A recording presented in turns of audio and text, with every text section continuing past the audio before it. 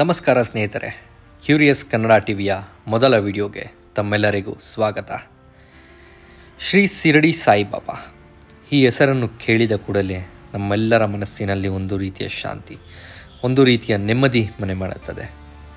ಈ ವಿಡಿಯೋದಲ್ಲಿ ನಮ್ಮ ಸಾಯಿಬಾಬಾರವರ ಚರಿತ್ರೆಯನ್ನು ತಿಳಿದುಕೊಳ್ಳೋಣ ಬನ್ನಿ. ನಾವು ಮುಂದೆ ಹೋಗುವ ಮೊದಲು ದಯವಿಟ್ಟು ಕ್ಯೂರಿಯಸ್ ಕನ್ನಡ ಟಿವಿಯನ್ನು ಸಬ್ಸ್ಕ್ರೈಬ್ ಮಾಡಿ, ಈ ವಿಡಿಯೋವನ್ನು ಆದಷ್ಟು ಲೈಕ್ ಮಾಡಿ ಮತ್ತು ಶೇರ್ ಮಾಡಿ ನಮ್ಮನ್ನು ಪ್ರೋತ್ಸಾಹಿಸಿ. ವಿಷಯ 1. ಶ್ರೀ ಸಾಯಿಬಾಬಾರವರ ಮೂಲ, ಆರಿಜಿನ್ ಆಫ್ ಶ್ರೀ ಶಿರಡಿ ಸಾಯಿಬಾಬಾ. ನಿಮಗೆ ತಿಳಿದಂತೆ ನಾವು ಪೂಜಿಸುವ ಎಲ್ಲ ದೈವಗಳಿಗೂ ಒಂದು ಮೂಲವಿದೆ. ಜನನ ಮತ್ತು ಜನನದ ಬಗ್ಗೆ ಒಂದು ಕಥೆ ಇರುತ್ತದೆ. ಆದರೆ ಸಾಯಿಬಾಬಾರವರ ವಿಚಾರದಲ್ಲಿ ಹೀಗಿಲ್ಲ. ಹೌದು ಸ್ನೇಹಿತರೆ, ಇದುವರೆಗೂ ಬಾಬಾರವರ ಜನನ, ಕುಟುಂಬ ಮೂಲ ಇಷ್ಟೇ ಯಾಕೆ, ಸಾಯಿಬಾಬಾರವರ ನಿಜವಾದ ಹೆಸರು ಕೂಡ ಯಾರಿಗೂ ತಿಳಿದಿಲ್ಲ ಮತ್ತು ಇದರ ಕುರಿತು ಯಾವುದೇ ಪುರಾವೆಗಳೂ ಇಲ್ಲ.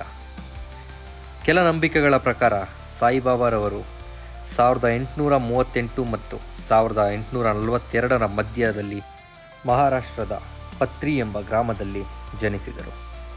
ಮತ್ತು ಕೆಲವರು ಸೆಪ್ಟೆಂಬರ್ 28, 1835 ಶ್ರೀ ಶಿರಡಿ ಸಾಯಿಬಾಬಾರವರ ಜನ್ಮದಿನವೆಂದು ಆಚರಿಸುತ್ತಾರೆ. ವಿಷಯ 2.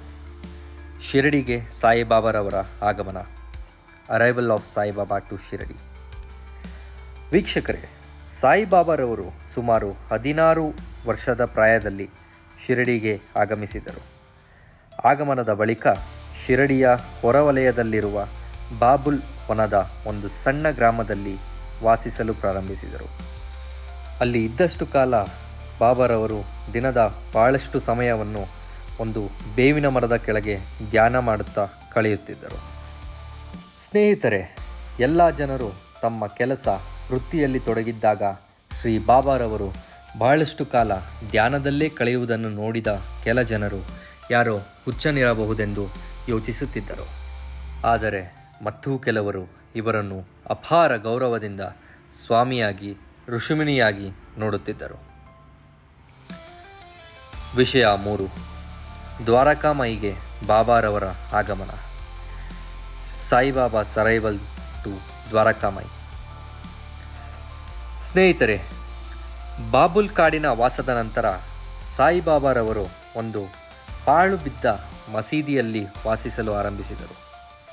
ಆ ಸ್ಥಳಕ್ಕೆ ಬಾಬಾರವರು ಶ್ರೀ ಕೃಷ್ಣನ ನಿವಾಸ ಸ್ಥಾನವಾದ ದ್ವಾರಕಾವನ್ನು ಅನುಸರಿಸಿ ದ್ವಾರಕಾಮಯಿ ಎಂದು ಹೆಸರಿಟ್ಟರು. ಈ ಸ್ಥಳವು ಬಾಬಾರವರ ಮುಂದಿನ ಜೀವನದ ಅತಿದೊಡ್ಡ ಹಂತವಾಗುತ್ತದೆ. ಶ್ರೀ ಸಾಯಿಬಾಬಾರವರು ತಮ್ಮ ಭಕ್ತಾದಿಗಳನ್ನು ಭೇಟಿಯಾಗಿ ಅವರ ಕಷ್ಟ ಕಾರ್ಪಣ್ಯಕ್ಕೆ ಕಿವಿಗೊಡುತ್ತಿದ್ದ ಜಾಗವೇ ಈ ದ್ವಾರಕಾಮಯಿ.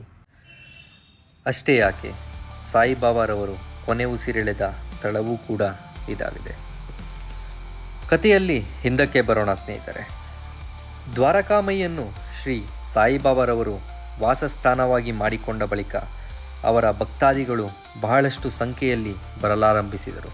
ಶ್ರೀ ಸಾಯಿಬಾಬಾರವರು ಬರುವ ಭಕ್ತಾದಿಗಳಲ್ಲಿ ಎಂದೂ ಜಾತಿ, ಮತದಂತಹ ಭೇದ ಭಾವ ಮಾಡುತ್ತಿರಲಿಲ್ಲ.